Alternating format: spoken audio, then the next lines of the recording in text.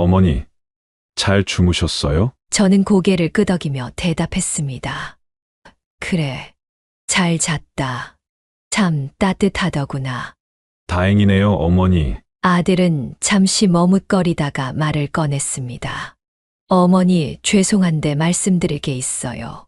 저는 이미 무엇을 말할지 알고 있었지만 그저 듣기로 했습니다. 말해보거라.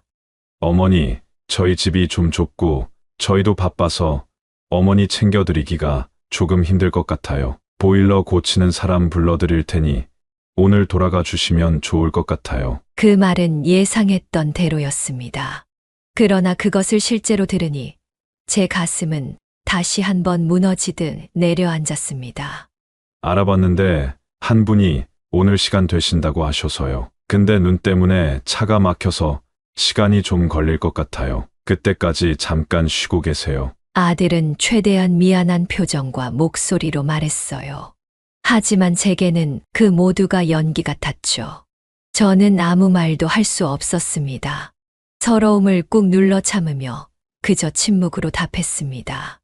아들은 제 침묵을 동의로 받아들인 듯 했어요.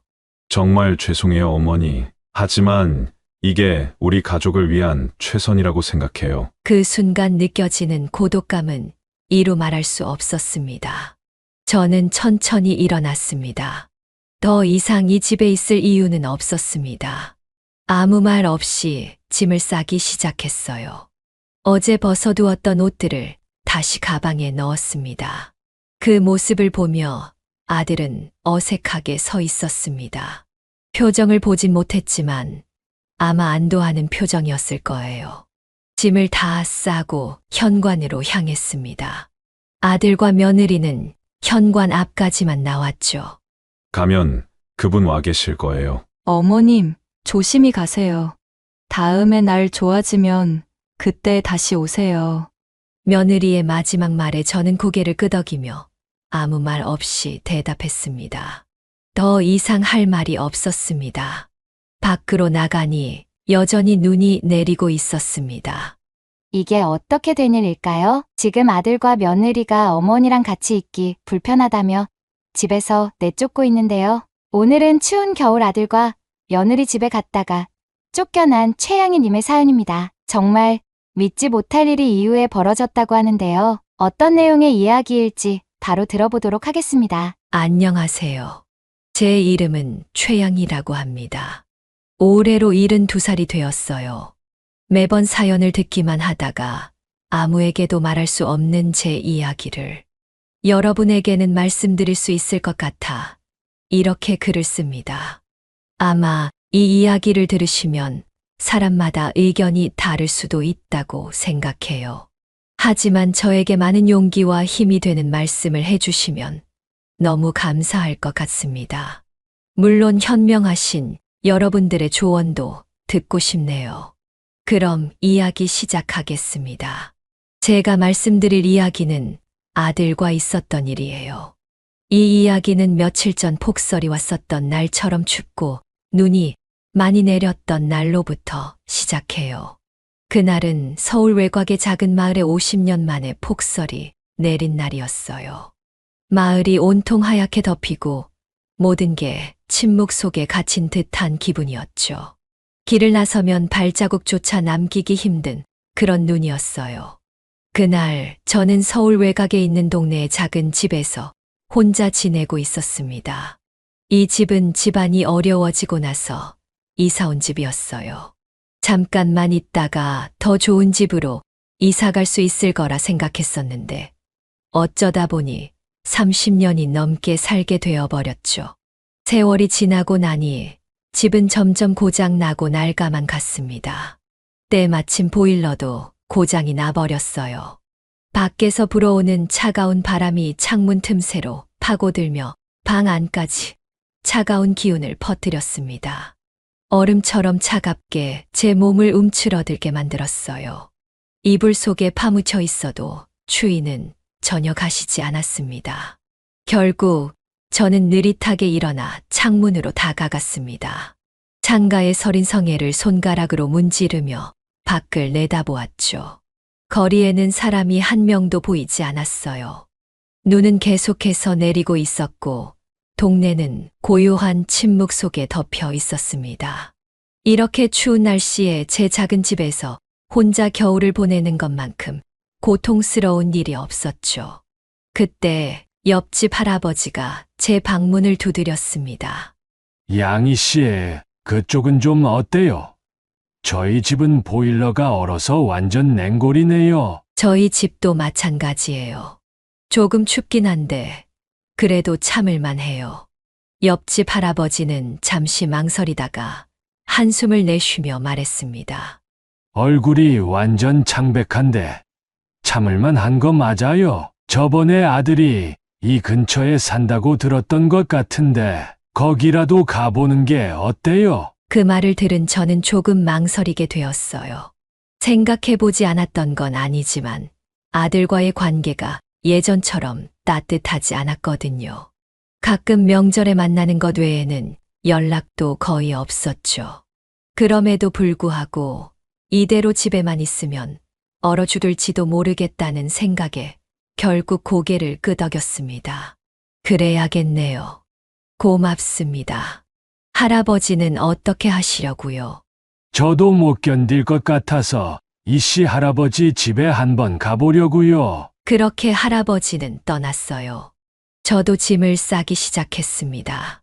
미리 아들에게 연락을 해보려 휴대폰을 열었지만 휴대폰도 오래됐는지 작동이 잘 안 되더라고요. 그래서 일단 가보기로 했습니다. 이대로는 얼어 죽을 것 같았거든요. 짐을 꾸리는데 오래 걸리지는 않았습니다. 몇 벌의 옷과 생필품 몇 가지뿐이었으니까요. 옷장 속에 있던 낡은 여행 가방을 꺼내 필요한 것들을 담기 시작했습니다. 그러다 문득 거실 한쪽에 놓인 오래된 라디오가 눈에 띄었습니다. 남편이 세상을 떠나기 전 어디선가 주워온 라디오였죠. 그 라디오는 몇 년 동안 사용하지 않았지만 그날은 저도 모르게 그 버튼을 눌렀습니다. 전원이 켜지자 남편이 이것 봐. 오래된 것도 쓸만하지. 라고 웃으며 말했던 기억이 떠오르며 눈물이 났습니다. 그 라디오에서 나오는 부드러운 음악을 들으면서 잠시 아득한 추억에 잠겼습니다. 잠시나마 따뜻한 기분이 들더군요. 하지만 곧 집을 떠나며 깊은 한숨이 나왔습니다. 아들 집에 가는 게 정말 맞는 걸까 하는 의문이 들었어요. 하지만 이대로 계속 있을 수는 없었죠. 밖으로 나가니 눈은 앞이 안 보일 정도로 내리고 있었고 거센 바람까지 휘몰아쳤습니다. 자전거도 자동차도 보이지 않았고 마을의 작은 버스는 한참을 기다려도 오지 않았습니다. 결국 저는 걸어가기로 했습니다. 동네를 빠져나가서 시내 쪽으로 나가야 했죠. 발걸음마다 눈이 푹푹 빠지고 손끝은 얼어붙는 것 같았습니다. 그럼에도 불구하고 저는 계속 걸었습니다. 아들 집에 가면 따뜻한 방이 있을 거라는 희망을 품고 말이죠. 길을 걷다 보니 예전 아들과 함께 눈밭에서 썰매를 타던 기억이 떠올랐습니다. 그때 아들의 웃음소리가 생생히 들려오는 듯 했어요. 그때는 정말 행복했었는데 언제부터 이렇게 멀어졌을까 하는 생각이 들었습니다. 보통은 1시간이면 갈 거리를 3시간이 넘게 걸리더라고요. 다리는 아프고 손발은 얼어붙는 느낌이었지만 저는 계속 걸었습니다. 아들 집에 가면 따뜻한 온기와 가족의 품이 있을 거라는 믿음이 저를 이끌었죠. 드디어 아들이 사는 아파트가 보였습니다. 신축 아파트는 아니었지만 그날따라 왜 그렇게 따뜻하고 좋아 보였는지요. 저는 아들이 사는 층을 세보며 불이 켜져 있는지 확인했어요. 다행히 불이 켜져 있더라고요. 아파트 내부로만 들어갔는데도 굉장히 따뜻했습니다. 하지만 엘리베이터를 타고 올라가며 아들이 나를 따뜻하게 맞아줄까 하는 걱정이 들었어요. 물론 기대도 되었지만요. 그렇게 아들 집 문 앞에 서게 되었습니다. 저는 떨리는 손으로 초인종을 눌렀죠. 문이 열리고 며느리 영희의 얼굴이 보였습니다. 며느리의 표정은 잠시 굳어졌고 저는 곧바로 알 수 있었습니다. 이 집에서 저를 반기는 사람은 아무도 없을 것이라는 거요. 어머님 무슨 일이세요? 영희의 말투는 따뜻한 인사라기보다는 당황스러움이 섞여 있었습니다. 저는 약간 민망한 웃음을 지으며 대답했습니다. 집에 보일러가 고장나서 잠깐 신세를 질 수 있을까 해서 왔단다. 미리 연락을 주시지 그러셨어요. 이렇게 갑자기 오시면 저희도 곤란하죠. 저는 고장난 휴대폰을 며느리에게 내밀었어요. 며느리는 잠시 망설였지만 결국 저를 집 안으로 들였습니다. 그렇게 저는 아들 집으로 발을 들였어요. 그러나 그곳에서 나를 기다리고 있던 것은 따뜻한 맞이보다는 차가운 시선들 뿐이었습니다. 집에 들어서자 따뜻한 공기가 제 몸을 감싸왔습니다. 그 순간 제 몸의 추위는 사라졌지만 마음 속의 차가운 감정은 여전히 가시지 않았습니다. 거실에는 아들 영진과 손주들이 있었습니다. 과일을 먹으며 텔레비전을 보고 있던 아들과 손주들은 눈이 가득 쌓인 제 모습을 놀란 듯 쳐다보았습니다. 아들의 표정에는 당혹스러움이 역력했어요. 어머니, 어쩐 일이세요? 아들의 목소리에는 놀람과 당황이 섞여 있었습니다. 저는 마음속에서 한숨을 쉬었지만 그저 웃으며 대답했죠. 집이 보일러가 고장나서 완전 냉골이라 견디기가 힘들더구나. 잠깐 신세 좀 질 수 있을까 해서 왔단다. 아들은 놀랐는지 아무 말도 하지 않았습니다. 대신 며느리가 먼저 말을 꺼내더군요. 어머님 일단 눈 떨어지니까 수건으로 좀 닦으세요. 소파에 앉기 전에 옷부터 갈아입으시고요. 저는 며느리의 말대로 눈을 닫고 옷을 갈아입은 다음 소파에 앉았습니다. 그런데 그 순간 손주들의 반응이 눈에 들어왔습니다. 손자 경석이와 민석이 저를 보고는 각각 방으로 들어가 버렸습니다. 제 마음이 또 한 번 아파왔습니다. 아들이 아이들을 불렀지만 방문 너머로 들려오는 건 그저 침묵뿐이었습니다. 아들은 어색한 웃음을 지으며 말했습니다. 죄송해요, 어머니. 요즘 애들이 좀 저래요. 낯을 많이 가리더라고요. 일단 씻으세요. 그러나 저는 잘 알고 있었습니다. 그건 낯을 가리는 게 아니라 그저 싫은 것이었어요. 추레하고 이 집에 어울리지 않는 저는 아이들에게 그저 가까이 하고 싶지 않은 이방인일 뿐이었으니까요. 아들도 곧 내일 급한 일이 있다고 하며 준비할 게 있다고 방으로 들어갔습니다. 결국 거실에는 저 혼자 남았습니다. 며느리는 주방에서 바쁘게 저녁 준비를 하고 있었습니다. 그 소리는 나를 더 외롭게 만들었습니다. 시간이 지나 저녁 시간이 되었습니다. 하지만 따뜻한 분위기를 생각했던 것과 달리 정말 차가웠어요. 손주들은 후다닥 먹고 다시 방으로 들어갔고 아들과 며느리도 별말 없이 밥만 먹었습니다. 저도 밥이 잘 넘어가지 않더라고요. 그렇게 식사가 끝나고 밤이 깊어지니 며느리가 저에게 말하더군요. 어머님, 방이 따로 없어서 소파에서 주무셔야 할 것 같아요. 베개는 쿠션 쓰시면 되고, 이불도 준비한 게 따로 없어서 담요로 덮으셔야 할 것 같아요. 결국 저는 거실 소파에서 밤을 보내기로 했습니다. 며느리가 준 이불은 얇았지만 다행히 집은 보일러가 잘 돌아가서 괜찮았죠. 몸은 따뜻해도 마음은 얼어붙은 듯 했습니다. 창 밖으로 여전히 눈이 내리고 있었습니다. 나는 그 눈을 바라보며 생각했습니다. 내일은 어떻게 될까? 이 집에서 얼마나 더 있어야 할까? 그런 생각을 하다가 잠에 들었어요. 그런데 밤중에 소변이 마려워서 일어나게 되었습니다. 화장실에 가려고 최대한 조용히 일어났어요. 근데 우연히 아들과 며느리의 방에서 들려오는 대화를 엿듣게 되었습니다. 여보, 어머님은 어떻게 하려고 그러시는 거야? 언제까지 계실 건지 좀 물어봐. 그러게 말이야. 사이가 좋지도 않은데 너무 불편하네. 그러니깐 나는 말 못하니까 당신이 내일 확실하게 말씀드려. 알았어. 근데 집 보일러가 고장났다는데 그냥 보내는 것도 좀 그렇잖아. 그럼 수리공을 불러주든 당신이 고쳐주든 알아서 해. 알겠어. 내일 내가 보일러 수리하는 사람 알아볼게. 그래, 어머님이 얼른 집으로 돌아가셨으면 좋겠어. 그 대화를 들은 저는 가슴이 철렁 내려앉는 느낌을 받았습니다. 제가 그들에게 이렇게 부담스러운 존재였다는 걸 실감하며 저는 다시 소파로 돌아와 누웠습니다. 그 자리에서 잠이 오지 않았어요. 제 마음 속에서는 수많은 생각들이 휘몰아쳤습니다. 내가 이 집에 와서는 안 되었던 걸까? 나는 아들에게 어떤 존재일까? 그냥 귀찮은 노인일 뿐일까? 그렇게 잠 못 이루는 밤을 보낸 후 아침이 밝았습니다. 하늘은 여전히 먹구름으로 가득했습니다. 눈의 세기는 조금 줄어들었지만 여전히 내리고 있었죠. 부엌에서 나는 소리가 들렸습니다. 며느리가 아침 준비를 하고 있는 듯 했습니다.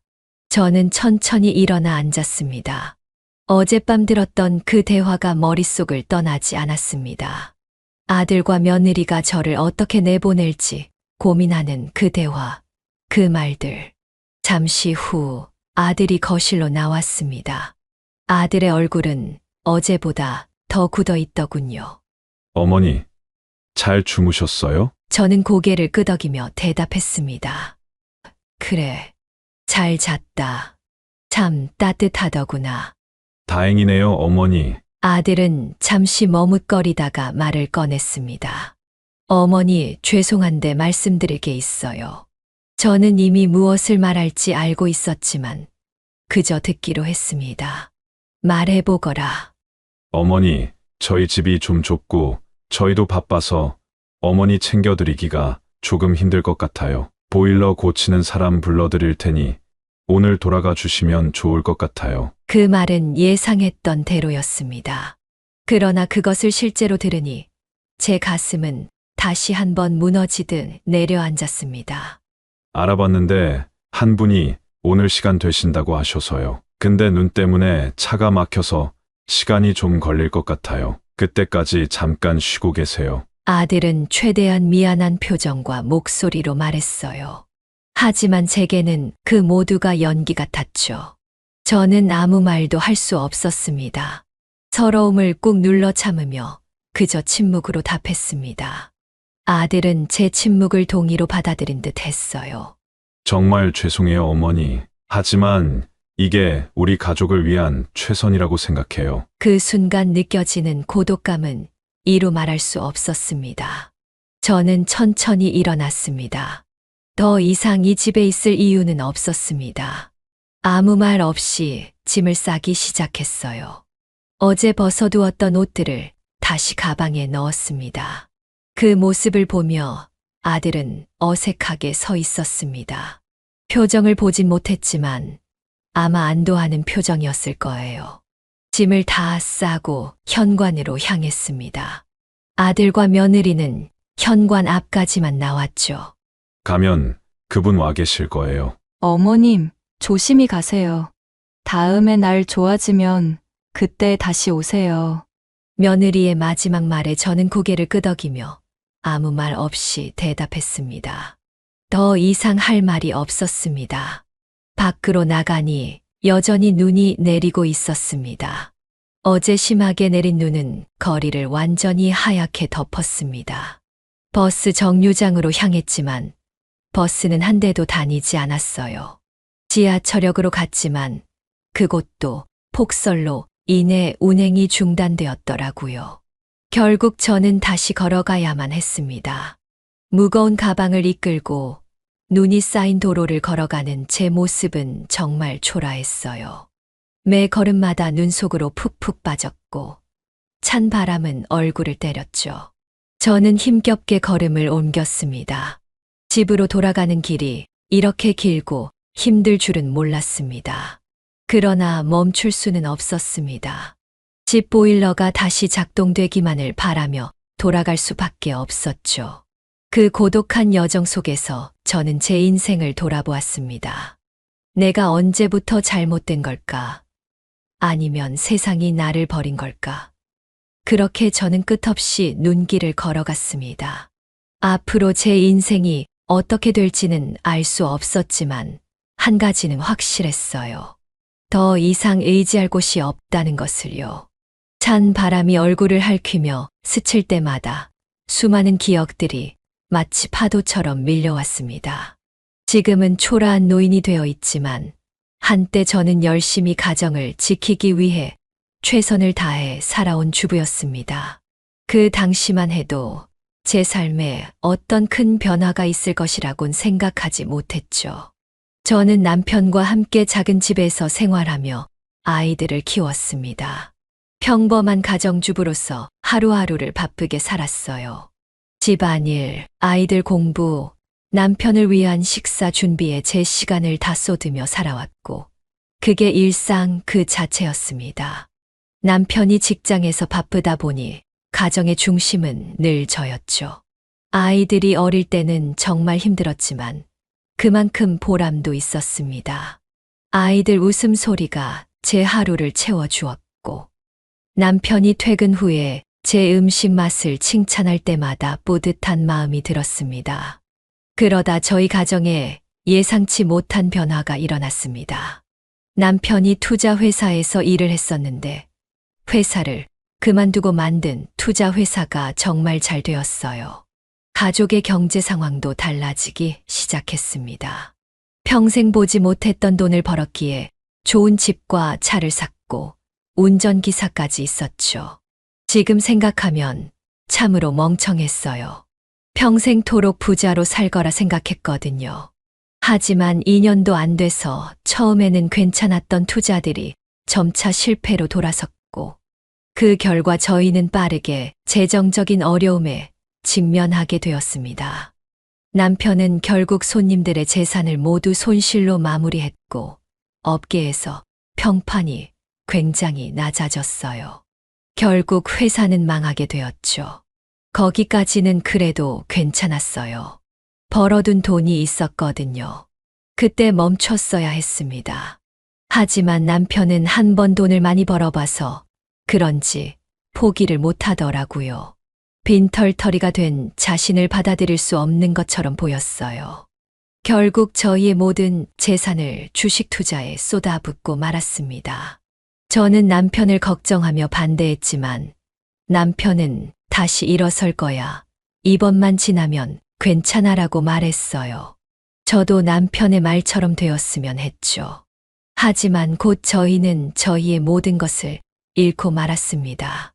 남편을 비난할 수는 없었어요. 저희 남편은 가족을 위해 최선을 다했고 저 또한 남편을 믿었기 때문이었어요. 하지만 경제적으로 바닥까지 갔을 때의 힘듦은 정말 견디기 힘들더라고요. 가끔씩 저는 어쩌다 이렇게 됐을까 하는 부정적인 생각에 빠졌어요. 저희는 결국 큰 집을 떠나야 했습니다. 좁은 월세집으로 이사를 갔고 제 일상은 전혀 다른 모습이 되었습니다. 남편은 다시 업계로 돌아가지 못하고 한동안 술만 마셨어요.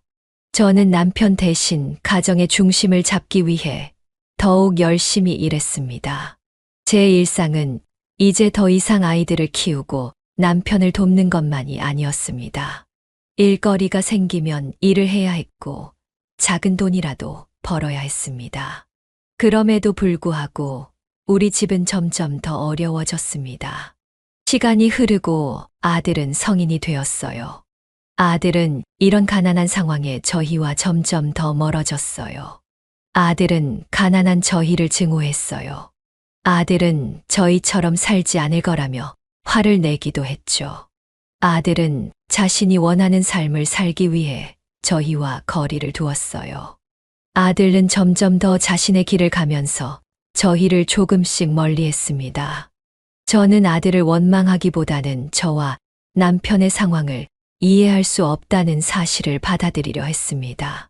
하지만 아들이 저희에게 준 상처는 쉽게 아물지 않더라고요. 아들은 저희의 마음을 더 이상 이해하려고 하지 않는 것 같았기에 저는 그저 아들이 저희의 마음을 알아줄 때까지 기다려야만 했어요. 모든 것을 잃고 나서 그동안 제가 살아온 방식에 대해 반성도 많이 했습니다. 내가 그때 남편을 죽도록 말렸다면 지금 우리의 삶은 달라졌을까? 이런 질문들이 끊임없이 나를 괴롭혔습니다. 그런 생각을 하며 눈보라 속을 걷고 또 걸었어요. 저는 과연 무엇을 잘못했을까요? 아니면 세상이 부조리한 것일까요? 지금까지 너무 많은 잘못된 선택을 해왔고 그 선택들은 결국 나를 여기까지 데려왔습니다. 끝내 저는 남편과 아들을 원망하지 않는 길을 택했어요. 저를 위해서였죠. 그저 우리의 지난 시간을 그리고 제가 선택한 길을 받아들이고 지금을 살아가야 한다는 것을 깨달았습니다. 눈보라가 휘몰아치는 길 위에서 저는 결국 내 자신과 마주하게 되었습니다. 그동안 잃어버렸다고 생각했던 것들이 사실은 제 마음 속 깊은 곳에 여전히 남아 있었다는 사실을 알게 되었습니다. 가족, 사랑, 그리고 그때그때의 선택들이 모두 삶을 구성하는 중요한 부분이었다는 걸요. 후회해도 늦었지만 말이에요. 그래도 이제는 제가 앞으로 걸어갈 길을 조금 더 명확히 할 수 있을 것 같은 기분이 들었습니다. 폭설이 내리는 거리에서 발걸음을 옮기다 보니 드디어 집이 보이기 시작하더군요. 손은 얼어붙었고 눈과 코에는 입김이 얼어서 얼음이 맺혀 있었습니다. 집에 도착해 문을 열고 들어서자 차가운 공기가 저를 맞이하더군요. 이틀째 보일러가 고장나 있었지만 이제 그런 것들이 별로 신경 쓰이지 않았습니다. 아들 집에서 겪은 일들에 비하면 이런 작은 불편함 따위는 아무것도 아니었죠. 그 이후로 아들이 불러준다던 그 보일러 수리하는 사람을 기다렸지만 오지 않았습니다. 휴대폰이 고장나서 전화도 할 수 없었죠. 저는 방으로 들어가 짐을 내려놓고 잠시 멈춰 서서 생각에 잠겼습니다. 돌아올 곳이라고는 이 작고 차가운 방 한 칸뿐이라는 사실이 갑자기 마음을 무겁게 했습니다. 그 순간 마음속에 허전함과 공허함이 밀려왔지만 그대로 주저앉을 수는 없었습니다. 우선은 몸을 움직여서 따뜻하게 해야 했습니다. 손끝이 시릴 정도로 차가운 공기 속에서 집안 구석구석을 살펴보며 물건들을 정리하고 청소하기 시작했습니다. 그때 한 통의 전화가 걸려왔습니다. 휴대폰이 고장나서 전화를 걸 수는 없었지만 옆에 있는 버튼을 눌러 받을 수는 있었어요. 전화를 한 사람은 다름 아닌 남편의 오랜 직장 동료이자 후배였던 사람이었습니다. 그는 내게 반가운 소식을 전했습니다. 사모님 잘 지내셨어요? 오랫동안 연락 못 드려서 죄송해요. 다름 아니라 그때 형님이 투자했던 회사들 중에 지금 대박이 난 게 있어서요. 혹시 형님이 그 주식을 다 정리했나 해서요. 만약 안 팔았으면 대박이거든요. 남편의 후배였던 사람의 말에 저는 잠시 멍해졌습니다. 그가 말하는 회사가 뭔지, 남편이 샀었던 주식이 뭔지 정확히 기억나지 않더라고요. 하지만 그 후배의 말처럼 한번 찾아봐야겠다고 생각했어요. 그래서 저는 남편의 방으로 갔습니다. 그곳은 오래된 책상과 서류들이 어지럽게 놓여 있던 곳이었습니다. 남편이 마지막으로 일하던 곳이라 그런지 한동안 손대지 않았던 물건들이 그대로 방치되어 있었습니다. 남편의 물건을 치우면 정말 남편을 보내는 것만 같아서 계속 미루어 왔었거든요. 그렇게 남편의 책상을 정리하면서 문득 한 개의 낡은 상자 속에 있던 오래된 증서들을 발견했습니다. 그것들은 남편이 전 재산을 투자했던 회사들의 주식 증서였습니다. 그 중에는 지금은 전혀 가치 없는 없어져 버린 회사들도 있었지만 그 중 일부는 놀랍게도 지금 엄청난 가치를 자랑하는 회사들의 주식들이었습니다. 후배가 말한 회사의 이름과 정확히 일치하더라고요. 저는 후배에게 그 증서에 대해 말해 주었고, 후배는 자신이 확인해 주겠다고 했죠. 얼마 후 후배는 아직 그 주식이 남아있다는 것을 저에게 말해 주었어요. 저는 남편이 샀었던 주식들이 엄청난 가치가 되었다는 사실을 깨닫고 순간적으로 손이 떨렸습니다. 놀랍게도 제 손에 든 그 종이들은 100억 원에 가까운 금액이었죠. 믿을 수 없었습니다. 오랫동안 그저 먼지만 쌓인 종이들이 이제는 거액의 자산이 되어 돌아온 것이었습니다. 그 순간 과거의 기억들이 머릿속을 스쳐 지나갔습니다. 남편과 제가 함께 나눈 대화들, 그의 꿈과 희망들, 그리고 그가 가지고 있었던 끝없는 열정이 떠올랐어요. 결혼 초반 저희는 작은 월세집에서 미래에 대한 큰 계획들을 세우며 행복을 꿈꿨었죠. 그런데 이제는 남편이 돌아올 수 없는 곳에 가버리고 저는 이렇게 홀로 남아있을 뿐이었습니다. 당신이 맞았어요. 우리가 했던 그 모든 선택이 옳았어요. 저는 혼자 중얼거렸습니다. 남편의 후배가 전화를 끊은 뒤에야 남편이 마지막까지 믿었던 투자들이 이렇게 큰 성공을 거두었다는 사실이 실감나기 시작했습니다. 하지만 그럼에도 불구하고 가슴속 깊은 곳에서는 여전히 후회가 자리 잡고 있었습니다. 그 돈으로 내가 할 수 있는 일이 무엇인지, 무엇을 해야만 내 마음이 평안해질지 모르겠다는 불안감이 계속해서 저를 괴롭혔습니다. 그리고 저는 또 한 가지 깊은 생각에 빠졌습니다. 아들에게 이 사실을 알려야 할까? 아들은 저와 너무 멀어졌습니다. 제가 그토록 그에게 해주고 싶었던 것들과 제가 할 수 있었던 것들이 이제는 모두 의미 없어질 만큼 아들은 저에게 큰 상처를 남겼죠. 아들에게 저는 단지 과거의 실패를 상징하는 존재일 뿐이었습니다. 저는 아들에게 이 돈의 유무와 지금까지 못했던 마음을 전달하면 아들이 진정으로 저와 남편을 이해해 줄까라는 생각을 했습니다. 한참을 고민했죠. 그동안 내가 아들에게 해줄 수 없었던 것들을 해주고 아들이 나를 다시 생각할 기회일까? 아니면 아들은 나 말고 돈을 더 소중히 여긴다는 것을 다시 한번 깨닫게 될까? 라는 생각들이 제 마음 속에서 회오리치기 시작했습니다. 그 순간 제 마음 속에서 하나의 결심이 서기 시작했습니다. 제가 그동안 느꼈던 외로움과 고독 그리고 아들이 저를 외면했던 이유들을 이 돈으로 바꿀 수는 없다는 사실을 깨닫게 되었습니다. 그래서 이제는 제 자신을 위해 살아야겠다는 마음이 들더군요.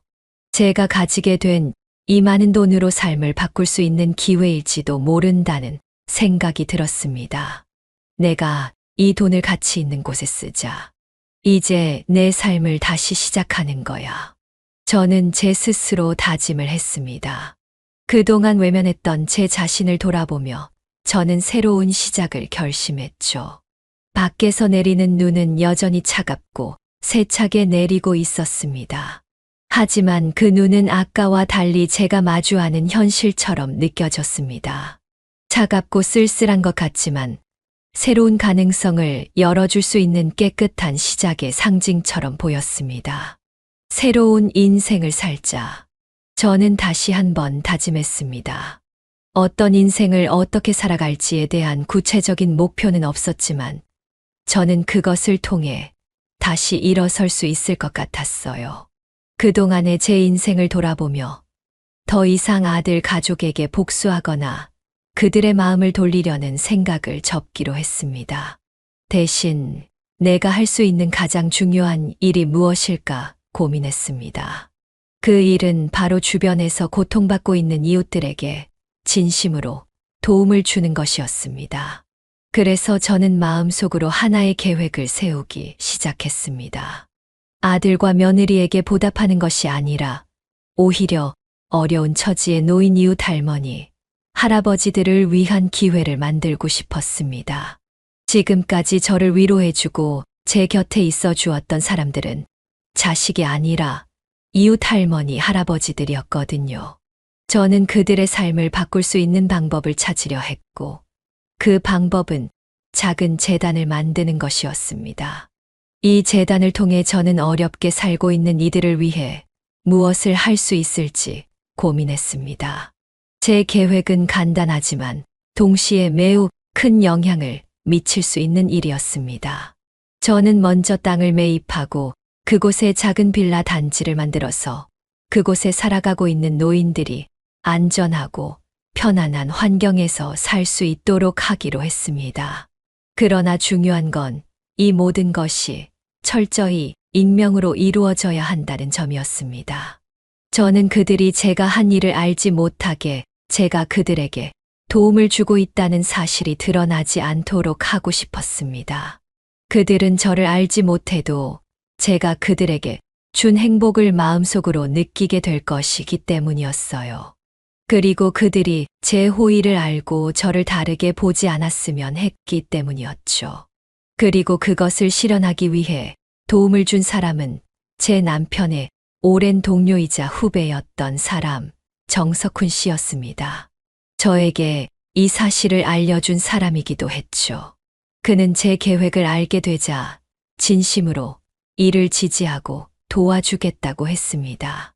사모님 어떻게 그런 생각을 하시게 되셨어요? 정말 멋지세요. 그런데 정말 후회 안 하시겠어요? 사모님과 자제분들 위해서 쓰시지 않아도요. 괜찮아요. 이미 마음먹은 일입니다. 후회하지 않아요. 알겠습니다. 제가 최선을 다해 사모님이 원하시는 바 이루실 수 있도록 최대한 도울게요. 그의 말에 저는 안도감을 느끼며 계획을 구체화하기 시작했습니다. 석훈 씨는 제가 원하는 대로 이 프로젝트를 진행할 수 있도록 몇 가지 중요한 조언을 주었습니다. 우선 어떤 땅이 좋은지, 어디에 빌라를 지을지를 먼저 고려해야 해요. 지역의 교통이 편리하고 의료시설이 가까운 곳이어야 좋겠죠. 또 빌라는 너무 고급스러울 필요는 없지만 할머니, 할아버지들이 편하게 지낼 수 있는 공간이어야 합니다. 그는 이렇게 말하며 제가 원하는 이상적인 땅을 찾아주겠다고 했습니다. 그가 찾은 땅은 시내와 가깝고 교통도 편리한 곳이었습니다. 그곳에 작은 빌라 단지를 짓기로 결정했습니다. 빌라는 작은 마을처럼 꾸며 그곳에 살고 있는 사람들이 공동으로 사용할 수 있는 복지시설도 마련할 계획이었습니다. 할머니, 할아버지들이 여유롭게 취미활동을 할 수 있도록 복지회관을 하나 지어서 공방과 도서관, 그리고 저렴한 가격에 점심을 먹을 수 있는 작은 식당도 함께 만들 계획이었죠. 석훈 씨는 또 하나 중요한 조언을 해주었습니다.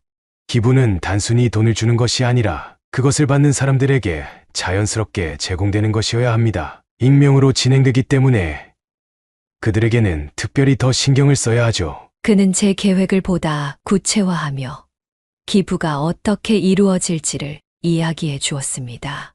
저는 이 모든 일이 무리 없이 진행되도록 세심하게 준비했습니다. 집을 옮기는 과정도 자연스럽게 이루어져야 하므로 새로운 집으로의 이주를 누구도 의심하지 않도록 해야 했습니다. 모든 것이 계획대로 진행되도록 저는 그와 함께 밤낮으로 일했습니다. 저는 처음으로 재단을 설립하고 작은 기부금을 모았습니다. 제 돈으로는 조금 부족할 수도 있기 때문이었어요. 석훈 씨는 최소한의 월급만을 받으면서 이를 관리하고 필요한 사람들에게 집을 마련해 주는 일들을 하나하나 진행해 나갔습니다. 석훈 씨 또한 이 일을 하면서 기뻐하는 것처럼 보였어요. 사모님, 저는 이 일을 통해 진정한 행복의 의미를 되찾은 것 같아요. 누군가에게 도움이 되어주는 일이 이렇게 행복할 줄 몰랐습니다. 그 말에 저는 조금 더 확신을 갖게 되었어요. 재단은 작지만 조금씩 많은 것들이 변화하고 있었습니다. 1년 단위라는 시간 동안 빌라는 점차 지어졌고 할머니, 할아버지들은 새로운 집에서 편안하게 지낼 수 있게 되었습니다. 그들은 점점 더 행복해졌고 제 마음은 한결 가벼워졌죠. 그들이 저를 알지 못한 채로 그들의 삶이 조금씩 나아지는 모습을 보는 것이 저에게는 최고의 기쁨이었습니다. 하지만 제 마음속에는 여전히 아들에 대한 생각이 떠나지 않았습니다. 그가 이 사실을 알게 된다면 저를 어떻게 생각할까 하고요. 동시에 그가 저에게 했던 무심한 말들이 여전히 제 마음을 아프게 했습니다. 하지만 이제 저는 아들이 아닌 이 사회의 가장 약한 사람들을 도울 수 있다는 사실에 깊은 만족감을 느꼈습니다. 제 삶의 의미는 더 이상 아들의 인정을 받는 것에 있지 않았습니다. 저는 이제 저만의 길을 가기로 했으니까요. 그것이 진정으로 가치 있는 일이었고, 제게 주어진 마지막 사명이었습니다. 이 작은 재단을 통해 저는 끝없이 변화를 만들어가고 있었습니다. 그리고 저는 알았습니다. 제 마음은 이미 그들에게 닿아 있다는 것을요. 그리고 그 마음이 제 삶을 더 행복하게 바꿔주고 있다는 것도요. 그걸 알게 되니 마음이 한결 가벼워졌습니다. 이제 더 이상 과거의 아쉬움이나 후회에 얽매이지 않을 수 있었어요. 저희가 만든 빌라는 단순한 거주, 공간만 제공하는 것이 아니었습니다. 그 안에는 노인회관을 만들어 다양한 프로그램을 운영하기로 했습니다. 그곳에서 할머니, 할아버지들이 취미 활동을 할 수 있도록 강사들도 고용했습니다. 또한 시설 내에는 저렴하게 급식을 제공하는 작은 식당도 있었죠. 시간이 흐르면서 그곳에 살게 된 할머니, 할아버지들의 삶이 조금씩 변하기 시작했습니다. 그들의 얼굴에 웃음이 떠오르고 매일같이 활기차게 지내는 모습을 보니 저도 모르게 마음이 따뜻해졌습니다. 할머니, 할아버지들은 처음에 저희 프로젝트에 대해 많이 궁금해했고 왜 공짜로 해주냐며 의심을 하기도 했습니다.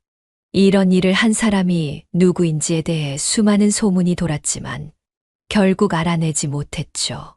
시간이 지나면서 그런 소문과 궁금증도 점차 사라졌습니다.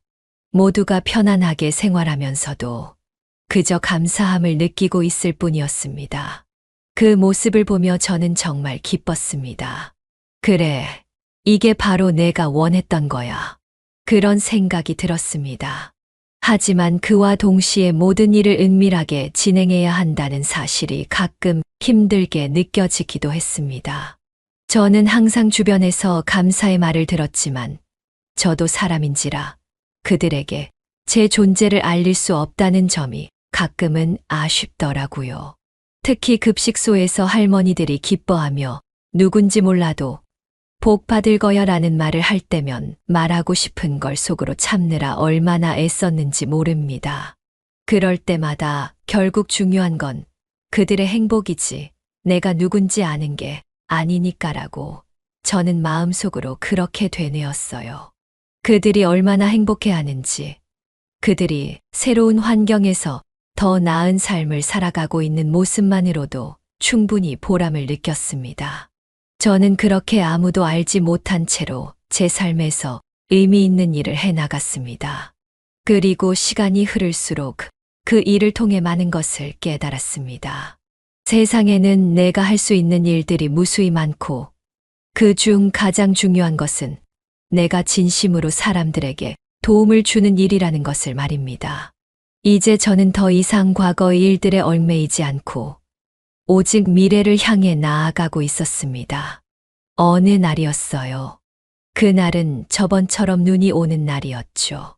저는 할머니, 할아버지들과 함께 이야기를 나누다 집으로 돌아왔습니다.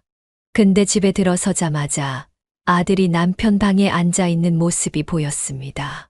잠시 당황했지만 저는 인사부터 했죠. 아들아, 어쩐 일이니? 아들의 손에는 무언가가 들려 있었습니다. 그건 제가 그동안 해온 기부 관련 자료와 제가 매입한 땅과 부동산에 대한 서류들이었습니다. 아들은 저를 보고 난 후 곧바로 그 서류들을 내밀며 화가 난 듯 물었습니다. 어머니, 도대체 이게 뭐예요? 아들의 목소리에는 분명히 분노가 섞여 있었습니다. 그 순간 저는 잠시 머뭇거리다가 결국 사실을 털어놓기로 결심했습니다. 네가 본 그대로다. 네가 그렇게 무시했던 아버지가 남긴 유산이다. 내 아버지가 투자한 회사들 주식을 판 돈이야. 그 돈은 몽땅 다 할머니, 할아버지들, 그리고 우리 동네에 도움이 되는 일을 위해 썼다. 긴장된 얼굴로 말을 마친 저는 아들의 반응을 기다렸습니다. 아들은 그 말을 듣자마자 소리를 질렀습니다. 이걸 왜 저한테 말해주지 않았어요?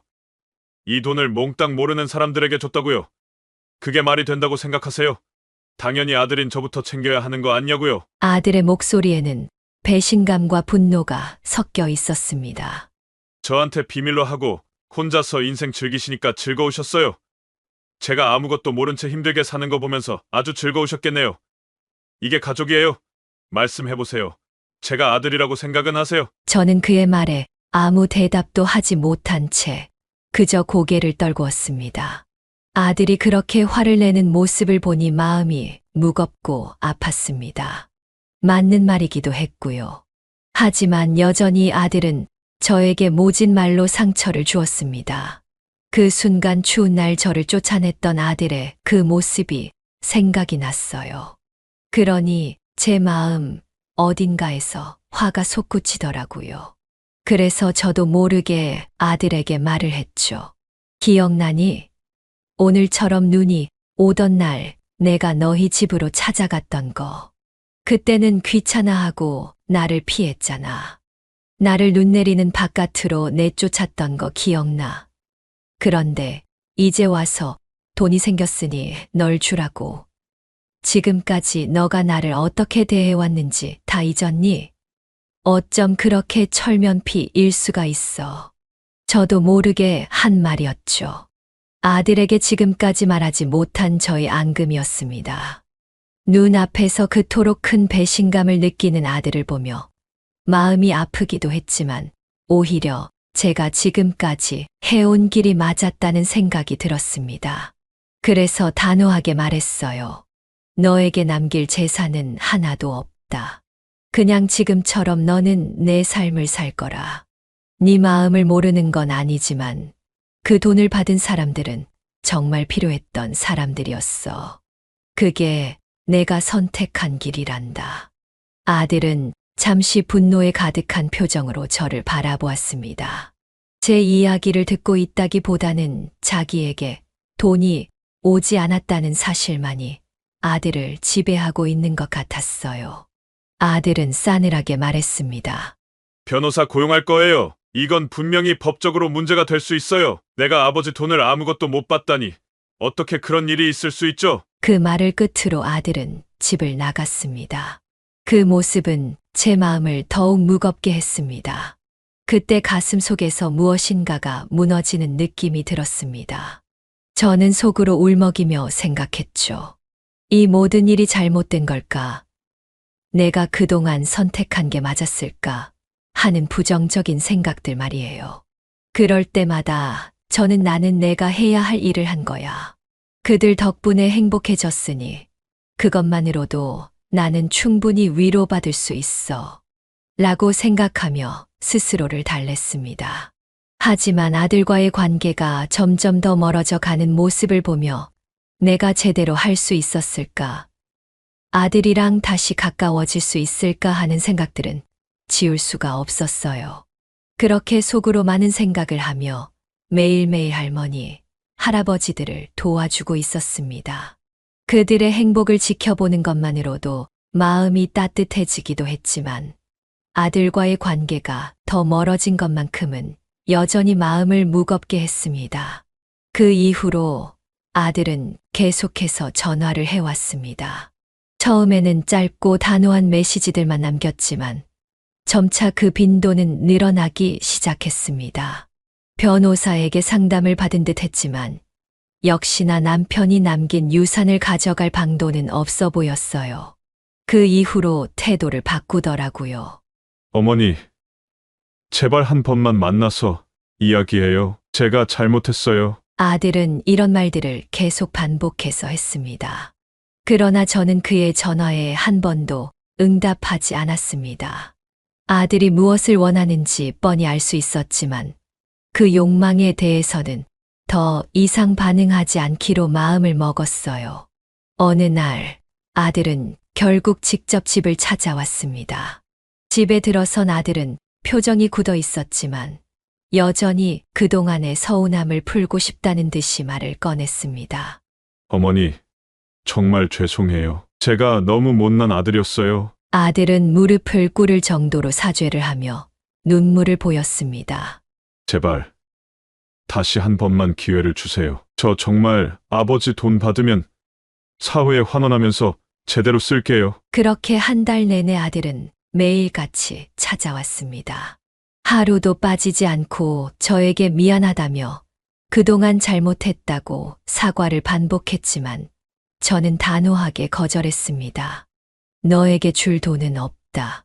내가 진심으로 그렇게 생각할 줄 알았다면 이렇게 되진 않았겠지. 제 대답은 항상 같았습니다. 매일 아들이 문을 두드리며 사죄하는 모습을 보면서 저는 가슴이 아팠지만 결국 그는 자신의 욕망에만 집착하고 있다는 걸 알았습니다. 저는 그런 아들의 모습을 보며 점점 더 마음이 단단해졌습니다. 그렇게 저는 매일같이 할머니, 할아버지들과의 평범한 일상 속에서 그들과의 소소한 행복을 즐기며 살았습니다. 동네 할머니, 할아버지들과 함께하는 시간이 점점 더 소중하게 느껴졌고, 무엇보다도 그들은 저를 돈으로 보지 않았습니다. 그들과의 대화 속에서 저는 진정한 행복을 찾고 있었습니다. 이 사람들과 있으면 내 마음이 편해. 내가 돈이 없다고 해서 누가 날 판단하지 않잖아. 저는 속으로 그런 생각을 했습니다. 아들은 결국 저에게 더 이상 연락을 하지 않았습니다. 저는 그가 연락을 끊은 이유를 알고 있었어요. 제가 그 돈을 주지 않으면 아들은 결국 저에게 다가올 이유가 없기 때문이었죠. 저는 씁쓸하게 웃었습니다. 하지만 그 웃음 속에는 어느 정도의 위안도 있었습니다. 아들이 돈을 떠나서 저를 어떻게 생각할지 궁금했지만 그동안 제가 준 사랑은 돈으로 바꿀 수 있는 게 아니었으니까요. 사실 저는 그동안 아들을 위해 돈을 따로 마련해 두었었거든요. 이 돈은 내가 죽기 전에 줄 생각이야. 하지만 지금은 아니야. 저는 속으로 생각했습니다. 이 돈을 지금 주면 아들은 절대 깨닫지 못할 거야. 그저 내 돈이 필요해서 다가오는 거지. 나를 진정으로 생각해 주지 않아. 내가 지금 아들에게 돈을 몽땅 다 준다면 그는 여전히 나를 돈으로만 볼 거야. 시간이 지나면서 저는 제 선택이 맞았다고 확신하게 되었습니다. 아들에겐 이 돈을 줄 때가 아니야. 그는 정말로 변화할 때까지 기다려야 해. 저는 그저 평범한 일상을 보내며 할아버지들과 함께 행복한 시간을 보냈습니다. 이 작은 기쁨이 제가 살아온 의미를 찾을 수 있는 방법이었으니까요. 그렇게 저는 아들과의 거리가 멀어졌지만 그 대신 주변에 함께 있는 사람들 덕분에 더 이상 외롭지 않았습니다.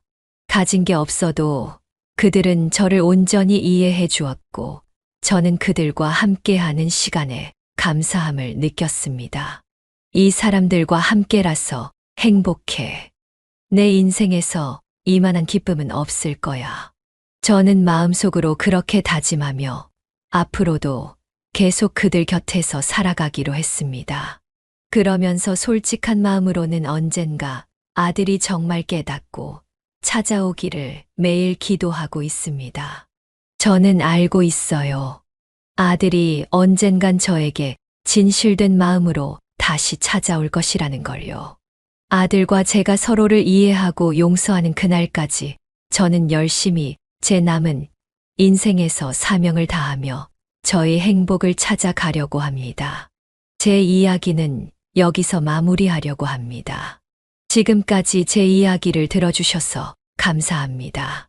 네, 오늘 이야기는 어떠셨나요? 오늘 이야기를 듣고 어떻게 생각하시는지 어머님, 아버님의 생각을 댓글로 공유해주세요. 저는 또 다른 사연으로 찾아뵙겠습니다. 좋아요, 구독, 알람 설정을 통해 앞으로도 따뜻한 정을 나눌 수 있게 함께 해주세요. 어머님, 아버님의 삶의 지혜와 경험을 나눌 수 있는 통로가 되겠습니다. 오늘도 인생을 바꾸는 관점을 통해 사연을 들어주셔서 감사합니다.